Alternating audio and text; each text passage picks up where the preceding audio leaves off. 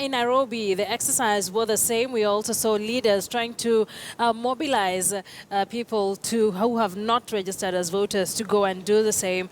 And our reporter, Timothy Otieno, has been doing a spot check. He now joins us for an update on some of the things that he has seen and the address that has been made by opposition leader Raila Odinga. Good afternoon, Tim. What can you report from where you are now? Here in Nairobi, I am at one of the polling registration bureaus here in Nairobi West, where not much activity, even as the second day of the mass voter registration continues across the country. As you can see behind me, just basically a polling agent who is doesn't have much to do. We've been here for the last about 30 minutes or so. We did see not more than 5 people coming in to register as voters ahead of the next general elections, and the situation has been replicated in most of the polling stations within Nairobi. Really slow numbers, perhaps pegged on the fact that it's on a Tuesday, so perhaps people are going to work and they may not have as much time to leave office and come and register, but also over the fact that Kenyans have been known to be to do last-minute touches on issues. So perhaps the final days of the registration that is supposed to end on February the 14th, we may see more numbers coming up. But I'm joined by one of the residents here in Nairobi West who did visit this particular registration center, but of course his was a case of coming to confirm whether his name was indeed in the voter register. He had registered prior to the 2013 general elections. Thank you so much for joining KTN News. Perhaps you could begin by telling us your name and what was the process like when you visited this center. My name is Abubakar Muhammad Jama. I visited the Nairobi West IEBC registration. It was simple, and they are very welcoming. They're urging people to come and vote. I personally gave my ID and they confirmed that I was in the voter register.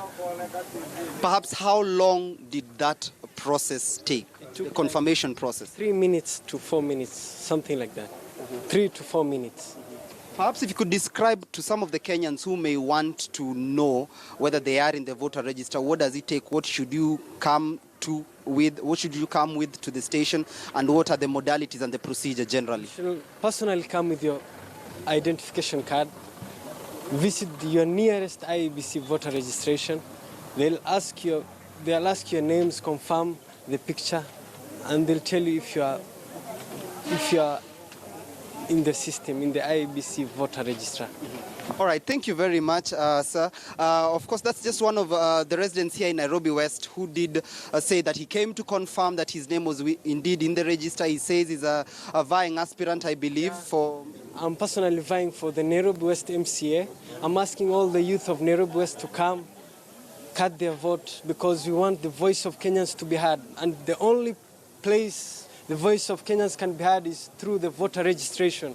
We ask all Kenyans, the youth, the old, the working class, the poor, to come and do their voter registration.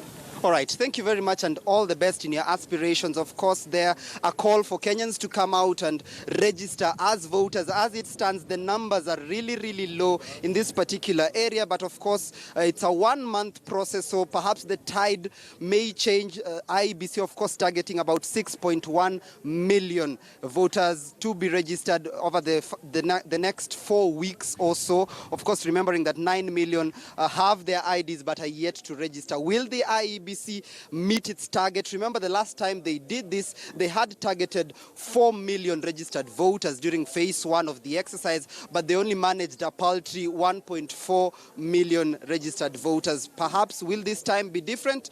The next couple of days will be a determinant to that factor, whether IEBC will indeed succeed in registering the target that they hope to achieve, Akisa. Timothy, thank you very much for that report. And